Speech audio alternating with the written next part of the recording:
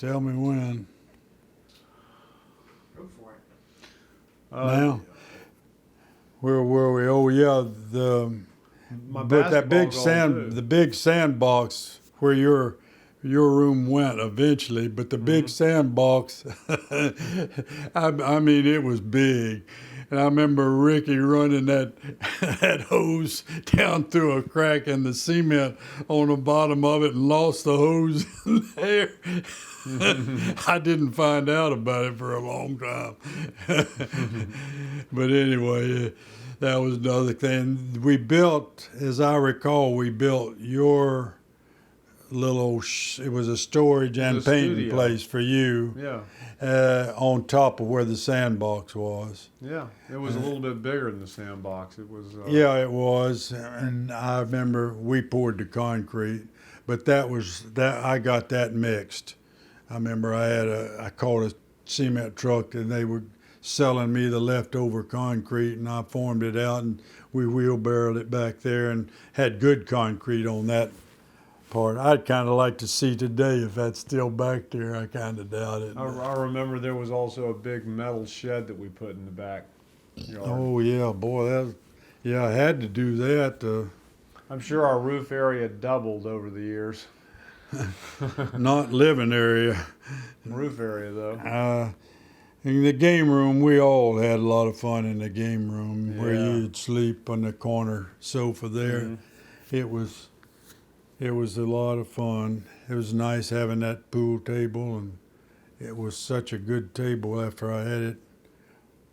Well, it was always a good table because as soon as they moved it in, I had the fireman come out there and redo the whole table. So fireman, that's his side job. He rebuilt pool tables. And yeah, you had the pool table brought in before you bricked the wall out. Had to. That's exactly right. It was so big. I put a door over on the right as you face the garage, but we took the pool table and put it in, just set it back there, and then I bricked it up almost immediately. I bricked it up, and it was a sloppy job. That was my first big brick job. Look at this dog laying on my foot. But it was okay. It was strong, and it was a strong brick veneer because I probably used 10 times more mortar. Maybe the pool table's still there. It could well be because it would have been very difficult to get it out through that. I just put a regular sized door, from the carport in there. Mm-hmm. And that, remember, we built the carport. Yeah. You all kids and it ate away my basketball court. No, we moved it over at the other end at the corner of the house. Well, yeah, we did, but I lost a lot of. Yeah, you did. A lot of court. But no, I had that carport all cut to size by Reynolds Aluminum. They did it back then. And as I recall, they did that whole thing for me for $1,100, as I recall. And it was all the pieces were all cut. The only thing I had to do was make the framework pipes up, and I put those big old strong pipes in the ground 4 feet into cement, and we mounted that thing up there. That was a good idea, a great carport. There was no center support. You remember we could pull in at an angle and not worry about hitting anything. Mm-hmm. And they had that big, what was that tree right by the carport? It's a Chinese elm. Chinese elm, yeah. That was a good addition to that house. I bought it for $18,000, a house in Rolling Hills. And I had them put on $1,100 addition, and I was supposed to get a separate bill for that, and Bob Anderson never billed me for it. What was the addition? It was just extra stuff. I mean. Not like a room or anything. I can't. No, it was extra things that I had put put in the house, Like maybe done to the- the house. I just can't remember what it was. The breakfast bar or something, that bar where we would Wasn't eat it most the laundry meals. room? Wasn't it the laundry room? Was No. that part of the original house? No, that's part of the original house. I can't remember. I just don't remember what it was, but it was quite a bit of. It might have been the turnaround driveway in the back Oh. for a turnaround. I don't remember. It's something I had to have. I know, and but Well, I know that neighborhood was, if you had to write a TV show about the most perfect neighborhood for kids to grow up in, that was it. Families around us, a secure cove, the woods behind. I lived in the woods, and the creek back there, and the field, and all of that. yeah, it was great for y'all. I can remember when you made that damn parachute and it was tied to your wagon, a gust of wind caught you. I saw you sailing across there going into a ditch with that parachute you made. Boy, that scared that Wally. I'm sure it scared you too, but your pants were still dry. So but no, that field back there, then they started building the houses, back there. And of course, I was walking, that's where I was walking Jock. When that bulldog got his leg. It is strange. We were walking just about a few months ago. Kathy and I walking back over here, and who lives right back over here but Dr. Fish, the man that put his leg back together He's still again. alive? Oh yeah, Oh. yeah. He's retired, but he lives right back 3 blocks right back over here. How about that? And he's got the 2 most beautiful border collies you ever saw in your life. Huh. And one of them, he told us a story about the border collie. He said that they look like twins. The border collie do. He says, "Oh no, this one here was given to me." Says, "Let's see what happened to it." Somebody had it flown in from Australia. It was one of the most purebred, perfect, and came over and it got hit by a car. And they didn't want it. It got really hurt. He says it took him, several months to bring it back to health, but you could not tell it. Yeah. You're a veterinarian. He said they just gave it to me, so I got 2 of them, And anyway, Dr. Fish lives right back, and he's the one that put Jock's leg back together again. Could hardly tell it. He put a pin in there, and Jock walked around with that big bandage on there for about a month or 6 weeks. Didn't seem to stop him at all. I can remember you would come home from work and we would be vegged out in front of the TV set like a bunch of adolescents, just Like you beasts, were. we didn't care. Jock was the only one that came and greeted you. Well, And you Jock, made you comment remember- of it often. You remember how Jock would come to me? Jock would jump into the air and turn sideways so he would land right into my arms. Total confidence. That was a great dog. A good dog. And I guess that was the end for Jock was when we moved over here. Jock He was very old. died right then. He's 15, Y'all 14. put him to sleep when I went up to be with Brackman. I think you were waiting for me to get out of town to do it. Well, see, I don't want a dog to go through misery. Yeah. I don't want a dog to be in. I see people, Tom Ponsell next door, keeping a dog. That's awful. But anyway, where do we go from there? Tell us some stories, trips and vacations and Itchituckney, things with Mom and all of us, and things that we did during those years. I mean, to me, the Rolling Hill years were incredible.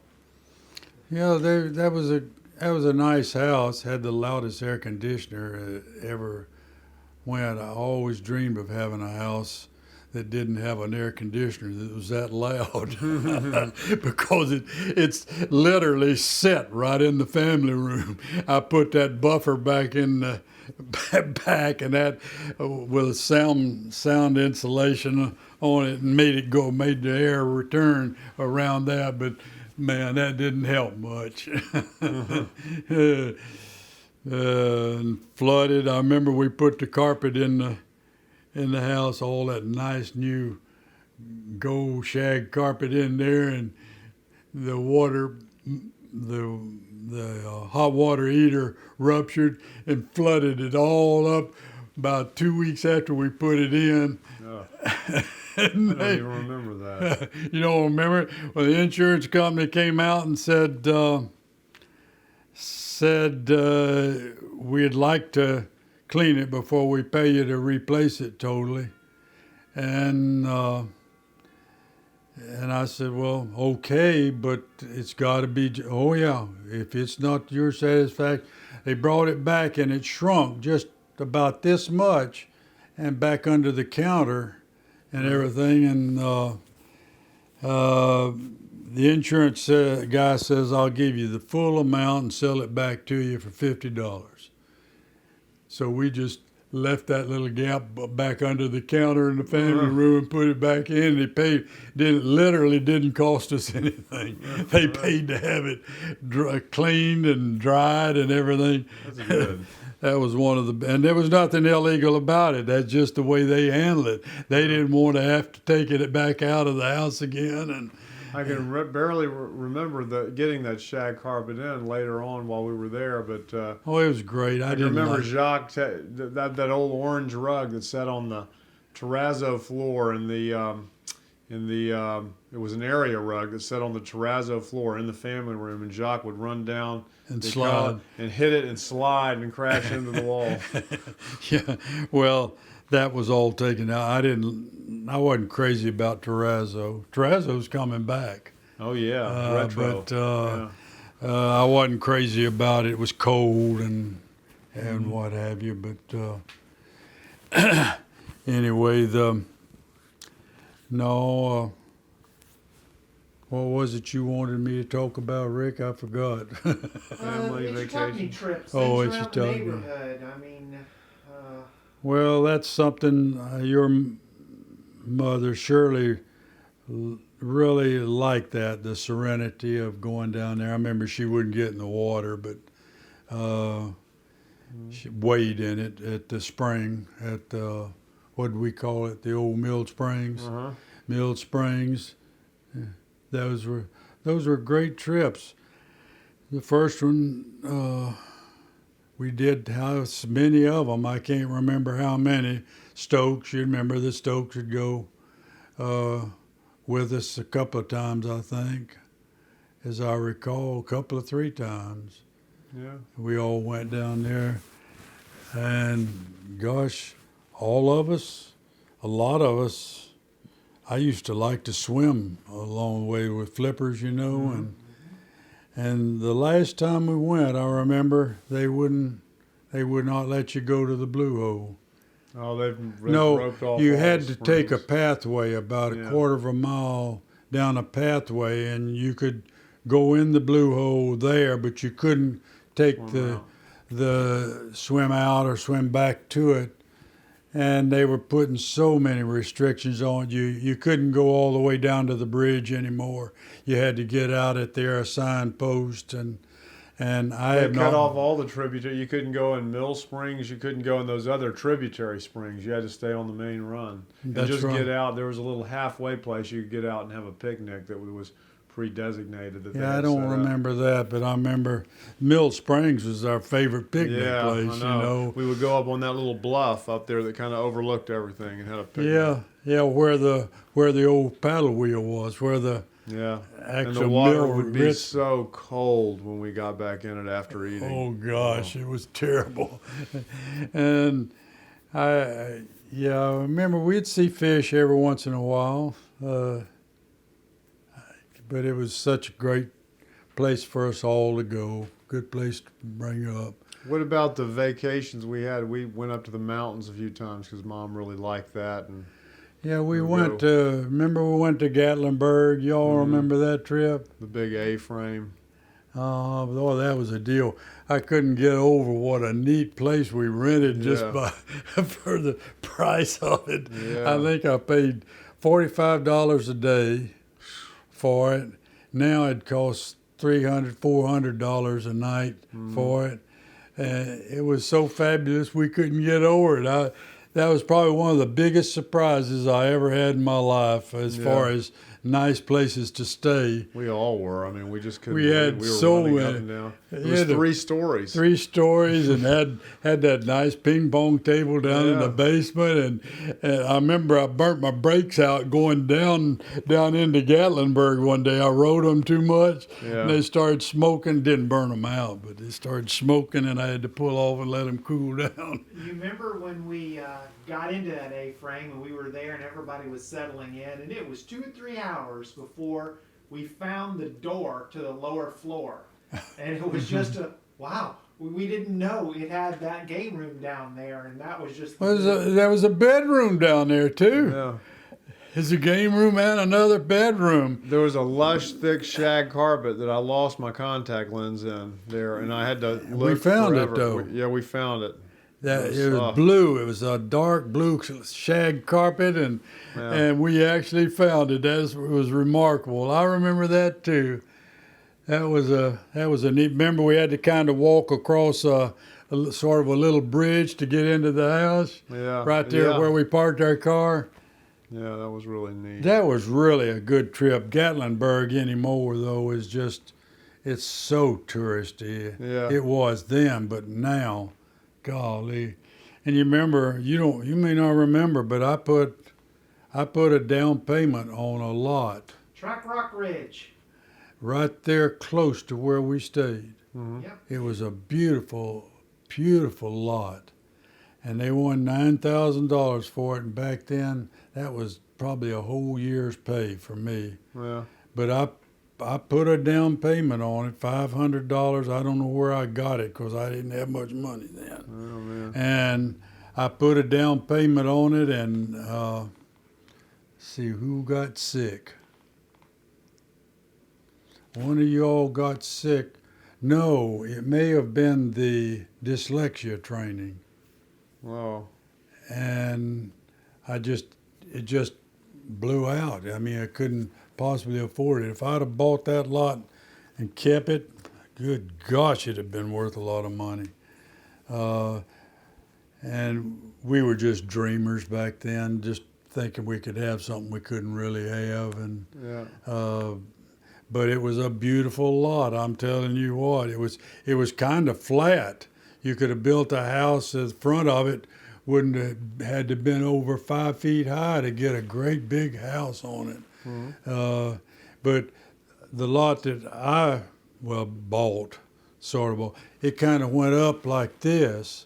The road was here; it wasn't above it like the place we rented, you know. And but I eventually I made the payments on it. I think for a few months, and finances got so bad it couldn't do it.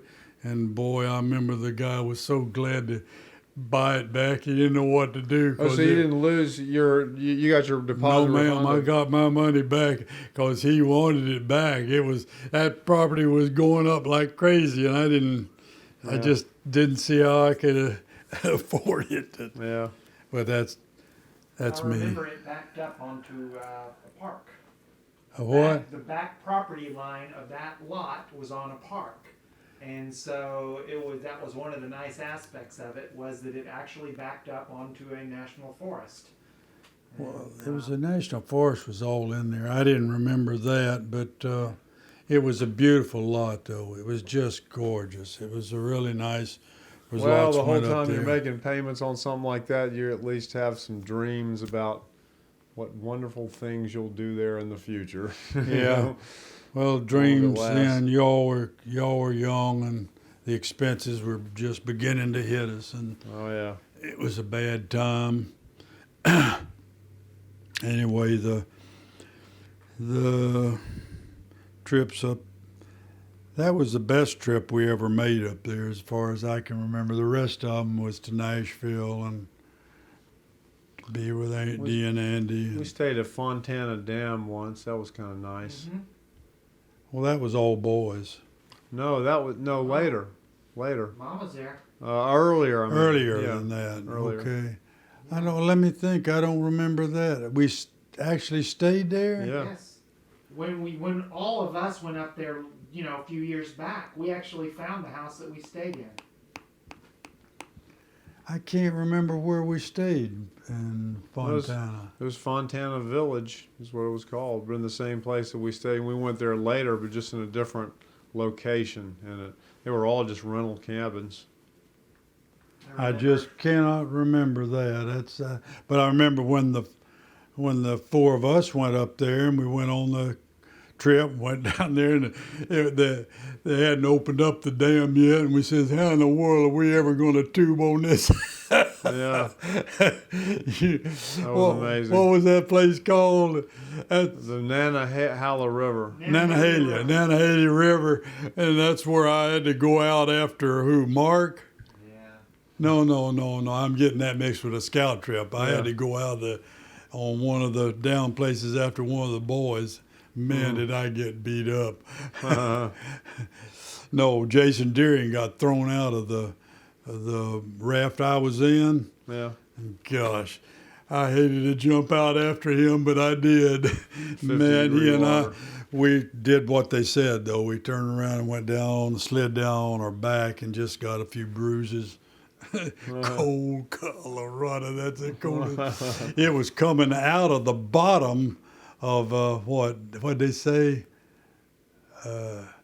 200-foot deep, Damn. backed up lake. Yeah. Or something like that, and the water Damn. was coming out of the bottom of that lake. Yeah. So you can imagine how cold it was. I bet it was 52 degrees. Well, it was just amazing. I never had seen anything like that when it went from a little trickle to just there wasn't anything that we're going to be tubing in that ditch. Wasn't that us though? That when we got there, it was they hadn't That was turned our the water later loose, trip. and when we got about it. The guy says, Yeah. "Get on the bus." Says, "By the time you get up there, it'll be there." We got about halfway up. You know, the road went right along. And boy, you could see the water coming down. I remember him saying, "You haven't turned on the water yet." I remember the wording, "Haven't turned the water on yet." I think Fontana Village though was made. That was made as one of these probably a WPA type camp. TVA. Well, No, it was a hydroelectric. TVA. Tennessee Valley Authority. Yeah, that's right. Well, but it was made as a camp for the workers who probably built that's the true. dam, Yeah. you know. And then they later Exactly. just said, "Well, we can rent these out. It's pretty up here." It was very close. It was the Appalachian Trail runs right through our backyard. Yeah. I remember Charlie and I hiked up to the top of that ridge, and we started walking along this ridge. Hey, it's just you can walk up here. You know, it's not too forested, and some people walked by. You know, we saw some people up there, and I said, "Yeah, is this a trail?" And they said, "This is the Appalachian Trail." It was kind of neat. That wasn't Charlie. That was It was Mark. Charlie. Yeah, it was Charlie. It was Charlie. Mark wouldn't. No, Mark did. Me and Mark and you went up that same thing again later on that same trip. Mark whittled those sticks, and I said, Charlie went with us on that. "Yes, he did." Yeah. But it's just the boys thing. Yeah. Uh-huh. I sure didn't remember that. He was a little old shaver then. So what are your back to Rolling Hills now? How are your, you know, we had the Coxes and the Stokes and the Thomases. Thomases and the. What are your memories of those folks? Well, of course, Joe Stokes is the longest lasting of the friends. Joe and I still communicate by email, and I see him every once in a while. Joe gave me some good advice on my prostate cancer and stuff like that. But Joe and Dathel, you know, you remember we were all good friends. The Coxes, we were good friends with. Yeah. But I heard not recently, Ricky, you tell me that the latest wife of Bob took everything he had and pulled out. He got real sick and didn't look like he was going to make it for a while. And she said, "To hell with that." She dumped him, and went on to somebody else that she could mooch off of. And You were the best man for his Yeah, wedding. I was the for best her. man in that wedding. Boy, he has some talent for picking them, doesn't he? Jeez. Well, Margie, I never understood that. I thought they were a very Yeah. compatible couple. Yeah, and they seem very happy. But Bob always seemed just a little formal. I remember going to these places, wherever in the canoes, and he always had his hair combed perfect. His black hair, Yeah, it's just straight. being a I said, salesman. nobody like that. I know who does that. Yeah. But I hope he doesn't ever see this video. But Well, he was a salesman. He reminded me so much of Bob Crane on Hogan's Heroes. yeah, he did. He Looked a really lot looked like like Bob Bob Crane. Bob Crane didn't turn out too good either, did he? No. Oh, but let me see. The Smiths, they lived over on down past, next house down past Joe Stokes. But I guess of them all, Joe Stokes Yeah, we did a lot of was stuff with them. was We the went longest camping. lasting, Yeah. which is still now. And by the way, Joe Stokes is a board of director for Norma's program Uh-huh. company, whatever they call it. So anyway, he and Dathel have remained pretty close. you were close with Ramona Thomas. I remember y'all always could Oh, joke yeah. around and laugh. The Yeah. two of you together, it was just a laughing match. Yeah, Thomas. Tommy Thomas. Tommy Thomas. Tommy, he didn't know how to laugh. It was strange. You remember, he was a bigger age difference in he and Ramona than Kathy and I. Yeah. And Ramona came to your show with a girlfriend She looked over great. at JU. She looked And great. she had lost weight and Yeah. looked real good. And let me see, Paul Clements now, the youngest one. Mm-hmm. I've kept up with him because he's a member of Timaquana, was a member of Timaquana. I think he's hit bad times. Oh. I can't imagine it, but his furniture, unique furniture store right down here at Herschel, they closed, gone out of business. He had gone to Germany to study how they made the furniture that he was buying from him, and came back and started his own woodwork company, furniture making company down on McDuff Street. And I don't know whether that's his sole survival now or not, but he was an auditor for the federal government, Federal Reserve Bank. This is Paul now. Yeah. We all remember that Leslie lost an arm to The alligator farm. the crocodile got it, and I don't know whether the girl and Boydie, never heard anything about them. I think the girl is still somewhere in the area, but she was quite attractive. But Yeah. Paul was a good-looking guy. He's a pretty darn good golfer too. But I noticed he resigned from Timaquana. Yeah. And that's usually a sign that things aren't going too good Well, financially. he's tough. Yeah, he probably got caught in all this recession stuff. Well, I don't know. He had a nice house right down past that $13-14 million house that's going up right down at the end of Timaquana. He had a nice 2-story house back down there, not on the water, on the front lot of a water lot. But so I don't know what happened to Paul. We got along good, saw him, but that's the Clements, the Thomases. I haven't seen Ramona in ages, so I don't know anything about her. And who else down the street? I drove over there about 6 or 8 months ago into Rolling Hills, and I saw that couple that lived next door to the Smiths. They still live there. How I about could that? recognize him. I think he worked for the postal department years before. It was like a split level house or Yeah, something? yeah, it was a split level, and Barely, their name was, I saw him, and I'm sure that was him. Still Yeah. lived there. you had the bum gardeners over there. I wonder whatever happened to the boy. Yeah. I know one thing, he was one strong-armed kid. Yeah. I remember seeing him stand with one arm, handstand on with one arm on a Yeah. fence post. Yeah. He had to because he had no legs. Yeah. But that's about it. Rolling Hills. Coming over here, of course. After that, that was the best venture ever made. Well, now you got to talk about meeting Kathy and all that, and Yeah, Mom's death, I suppose. However, just, yeah, that just was. like, Did I talk about that in the other video? no. Well, that would be interesting. Sure, she was not feeling well at all. Let me see. That was right after her operation. She had a hysterectomy. She had a hysterectomy.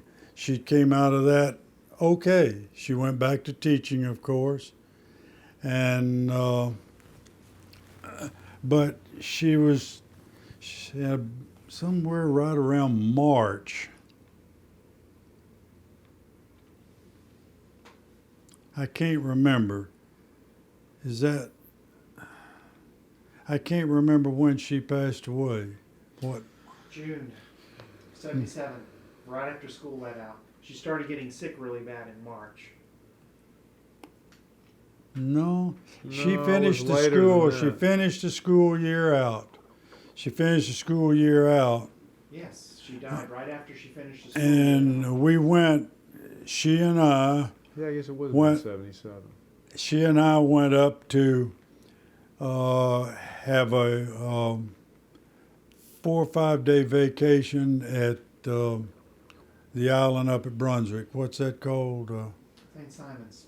No, the state-owned island. Oh Carlin? no, the Sea Island?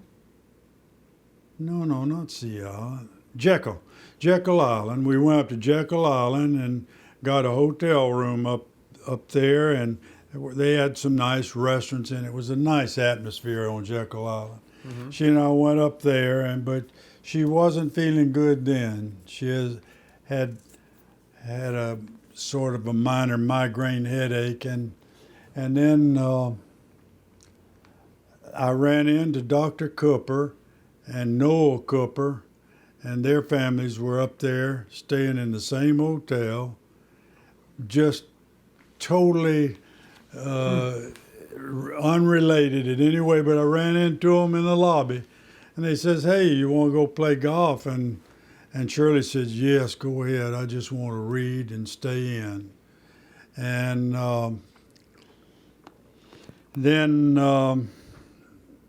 then I went and played golf with them and came back, and then I planned to go from there. We were planning to go to Tampa to see Mom, and we went. We stopped by Jacksonville, the house, and regrouped and went on down to Tampa. I wish I could remember that date. I can't remember when she died.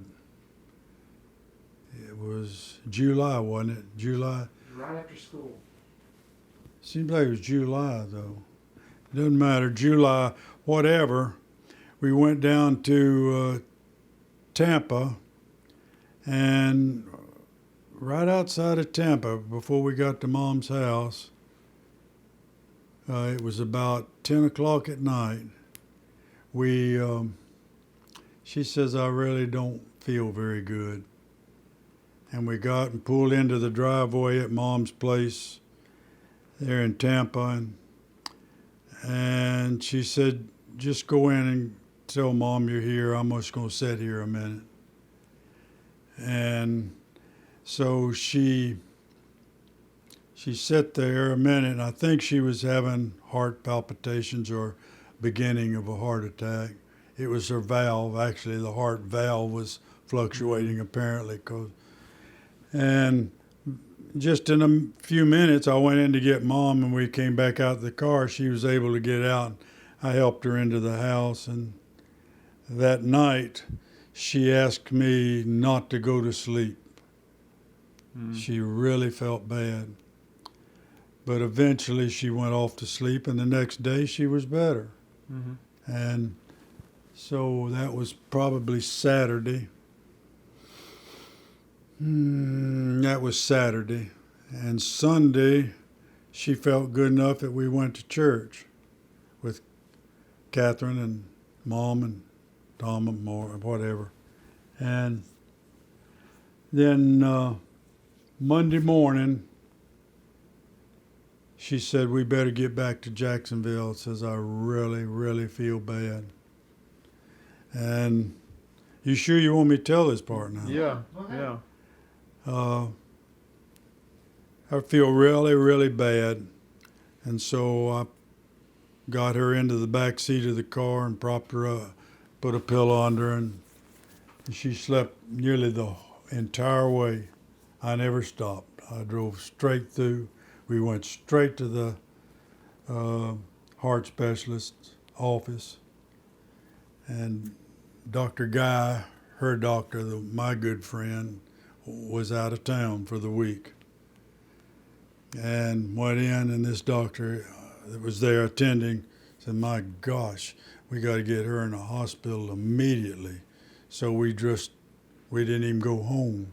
We just drove right across the street and admitted her to the hospital, and they wasn't sitting around in the emergency room either. They took her straight to her room.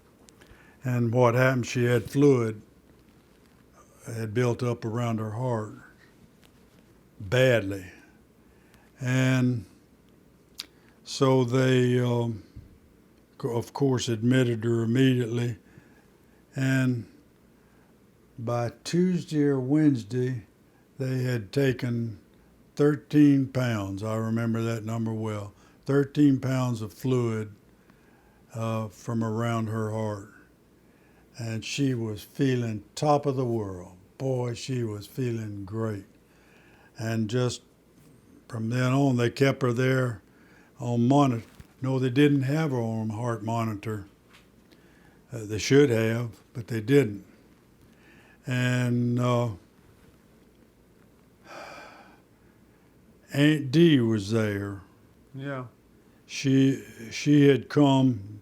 They were coming back through on their way back up from seeing that no good son of his down in Palm Beach. Andy, son. Yeah. I'm probably getting this a little fuzzy because it's been a long time, but All right. they came in on Saturday afternoon. They went down to see her, and it looked like she was going to come out of the hospital probably the next day, Sunday or Monday. Mm-hmm. She was feeling so good and everything, and I didn't even go down on that Saturday night to the hospital. And this ought to be coming into y'all's mind here, because you all were old enough. You all were all there, but Yeah, we went down to see her. I went down to see her. I think we did the night before, the day before she died. Isn't that right? I was the last one to see her. Spent 3 hours with her well, till late Saturday night. it must have been late Saturday night. I had to stay home and entertain Aunt Dee and Andy, I guess. That's all I remember. But anyway, they did not have a monitor on her. Had they had a monitor on her, they would have heard her heart stop. Yeah. And anyway, that sometime in there, she passed away. her heart stopped. Her heart valve was totally gone. Yeah. It was, you know, I guess there's no fault. Today they might could have saved her, but not then. They couldn't replace a heart Oh valve. yeah, no, they had artificial heart valves back then. But they didn't last. I didn't remember they did. It was a pig valve. Is that what They had both mechanical and pig valves even back then. In fact, Mr. Sewell, or Mr. and Mrs. Sewell, the Sewell was the principal at our yeah. school.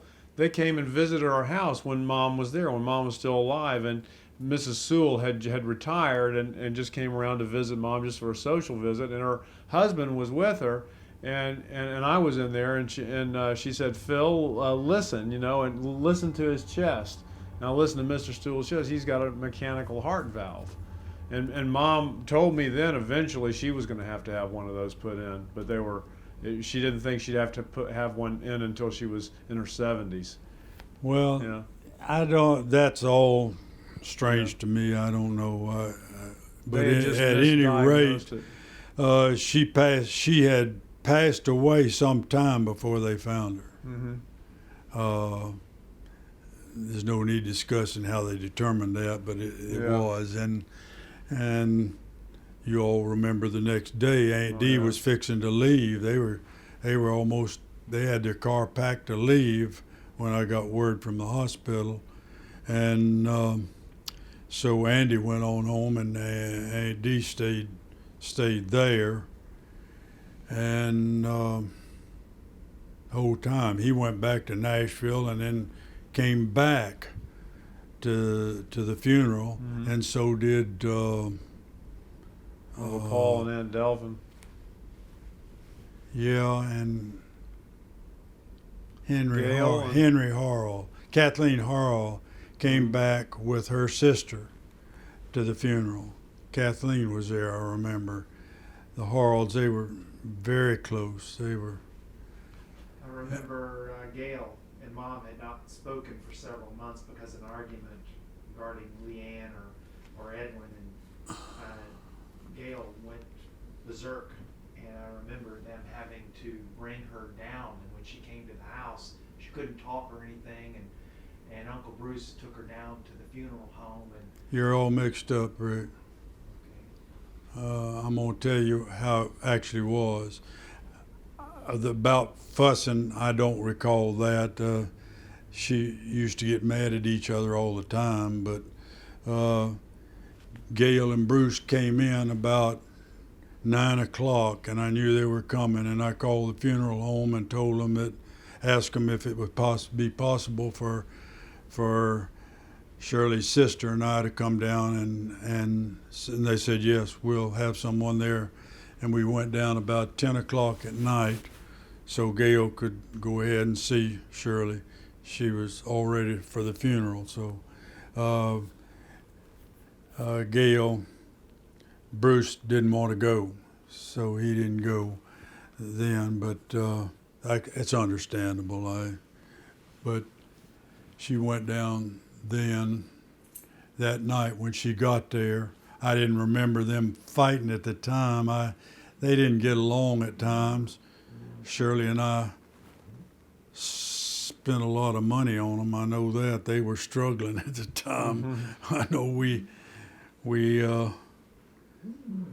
gave quite a bit of money to Gail at one time to help them out financially. We didn't have a lot, but we had more than that, way more than they did. So apparently they were getting along good enough for us to do that. They were still sisters, and as you all know, the story about Shirley, she had a tough childhood, boy. She had a stepfather that tried to have sex with her, and her mother was an invalid, and she went through some tough times, boys. But that was it. It was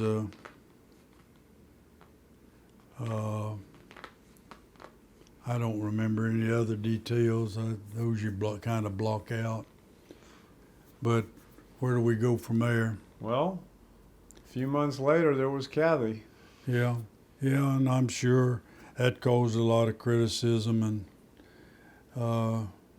but I've never been a loner, and it just happened. In my opinion, it was God's will. It had to have been something for it to have turned out as well as it has, but Yeah. that was kind of so strange. Let me see, what was his name? Coleman or Cole? No. Caldwell or Caldwell. Caldwell? Yeah, good thinking. Joe Caldwell. Yeah, he was a member of our church, and he was almost as much older than Kathy than I. No, I mean older than me than I was of Kathy. He's about 10 years older than Kathy, but he really fancied. They were in the same Sunday school class, and I never knew Kathy. I'd never met her till that canoe trip, and there was just good vibes after the canoe trip, and Henry Moats had a lot to do with it. Henry Moats was a good friend of the man's and my best friend. I mean, Henry and I were very close, regardless of the 10 years difference in our age. By the way, Henry is in a nursing home now, and that's sad. Mm-hmm. But then the canoe trip, there was something there. There was chemistry there, and about, I guess, 6 weeks after the canoe trip, somewhere in there, Henry was kind of responsible because I'd asked him a question about her living down the street from him. But we ought to go and get a microfiche and find that newspaper picture somewhere of us walking with Kathy. Because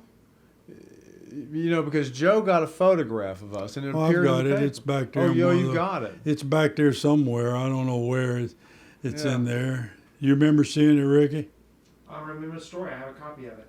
And he took one of the best pictures ever taken of me when I got out of. I dove the blue hole with scuba gear, and Yeah. I used to dive scuba in my clothes, and people always laughed that I dived in my clothes. And he shot a picture of me coming up out of the water in my clothes, and this is one of the best pictures ever taken of me. It was incredible.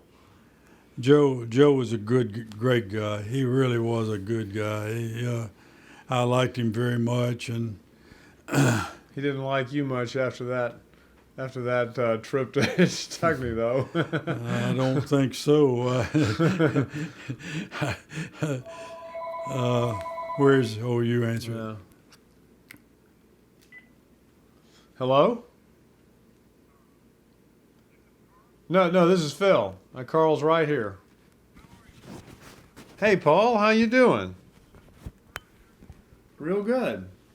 Here, let me. I'm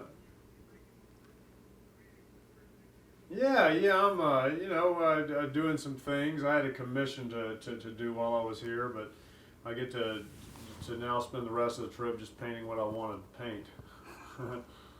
Yeah. Really? Yeah. That's Dr. Wren. Likewise. Well, let me hear you over to Dad, and here he's right here. Hey, Paul. What time you want to play? All right. If we tee off at 7:30 in the morning, you come by and pick me up, okay? Oh well, no, you don't have to come that early. Quarter after 7. How about that? Yeah, 'cause they don't want us to tee off before 7:30. Hole in one the other day. Who did? Dad. Another one? Yep. It's number 4. That'd be fine. It only takes actually, 3 or but 4, 5 minutes to get certified. there, and I think the weather will be good, and the course is beautiful, and I can't wait to play with it. Red on that monitor. That monitor's red. Yeah, my Oh, it is? son Phil's here. He's doing an interview with me. And my son Rick is here taping me and my history, so on video. So we'll have a. No. Oh, okay. We'll see you in the morning. Bye. Just put it there in your seat, or just that's good. Are we on? Yeah. We never go off. Oh, you mean you taped that too?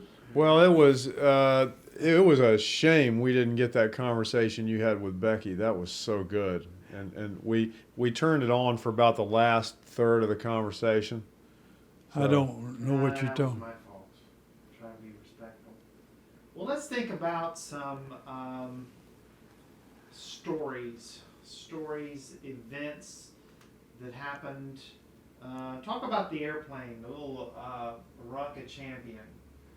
I thought we talked about that. No, we didn't talk about that because we weren't born yet. Remember, we didn't get to part with us. Well, I always wanted an airplane. Always wanted my own airplane. And after your mother died, I was looking for things to do and of things that wasn't possible when she was alive, necessarily, both financially and whatever. So my good friend Dwight Thomas, we carpooled together, and he wanted an airplane too, real bad, and he and I really hit it off, and he was a good pilot also, and so we started looking, and this plane was advertised for sale out at Hurlong Field, and I think he wanted $4,800 for it, and Dwight says, "Well, I got." Shoot, that's me now. Sorry. Let me take it. Hello? This is Phil. Yeah, good, Jude. I know. Where were we? Rocket champion. Oh, yeah. $4,800. Yeah, so we offered this guy $4,000 for it, and he took it, and so Dwight and I had an airplane, and so what we did, we knew neither one of us could do the yearly inspections on it, so my buddy, another friend at work, had his A&P, so we let him fly it anytime he wanted to if he'd do the 100-hour inspections and any maintenance we needed done on it. So we had us a good deal going, and it wasn't much. It wasn't a very fancy airplane, no radios, easy to maintain, and the engine was in excellent condition. It was a low-time engine, so we bought it, and I had a wonderful time flying it. That was a dream come true, even though it was just a puddle jumper. I liked it a lot better than our Cessna 172 that we bought, but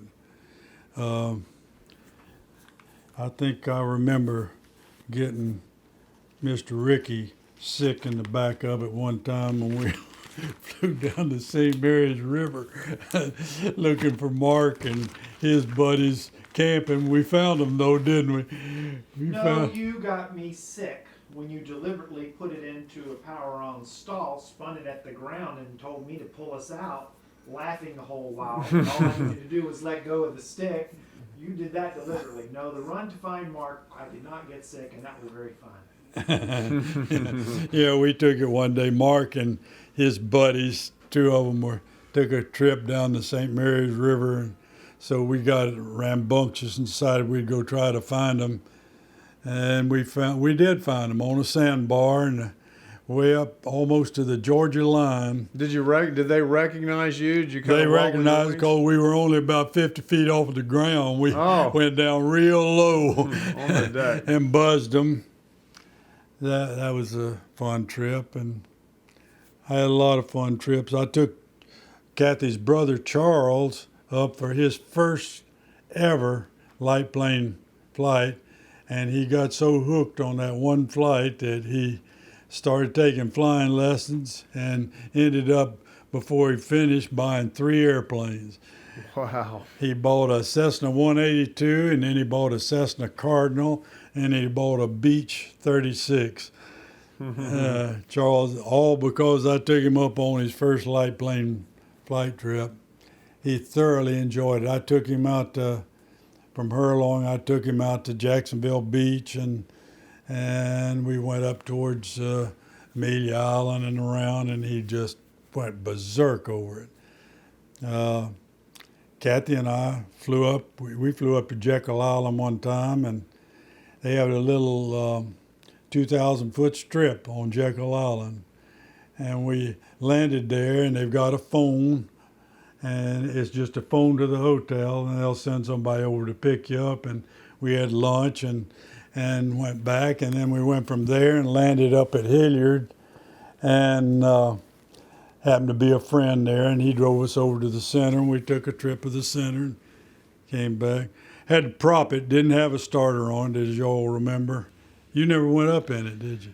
I believe I went up one time, and correct me if I'm wrong.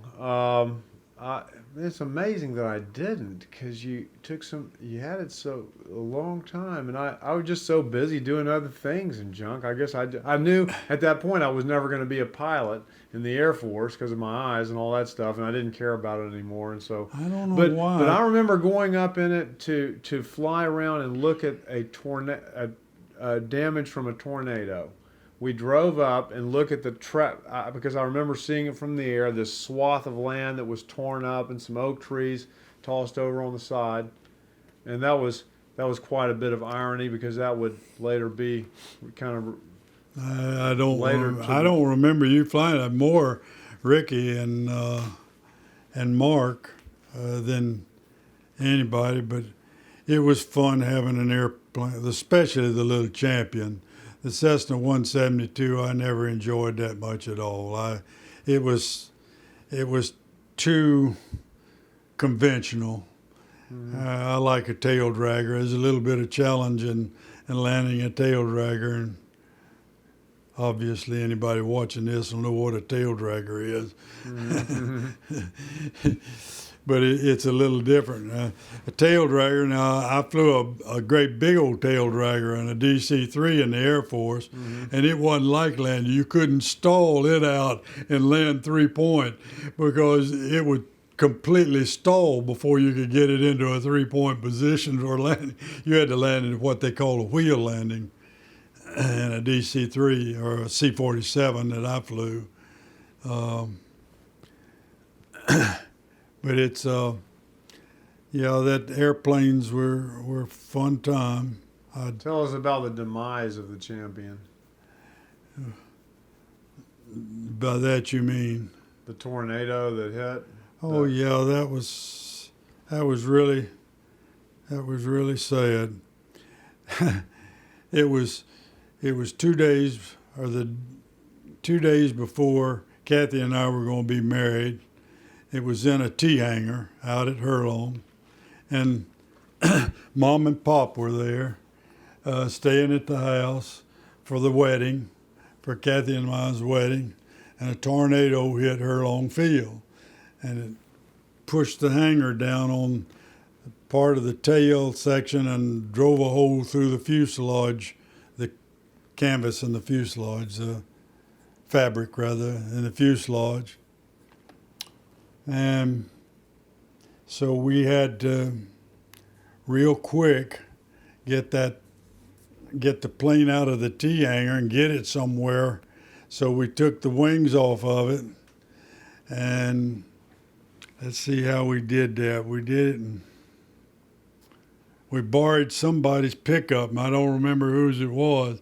We borrowed a pickup truck and set the tail over in that, and we just held the tail and pulled the airplane without the wings on it. We left the wings out at the airport because they weren't damaged.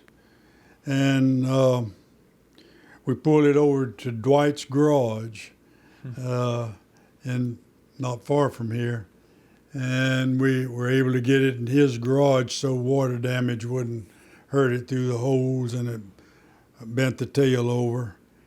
And so the big hole in the fuselage didn't do any damage going through.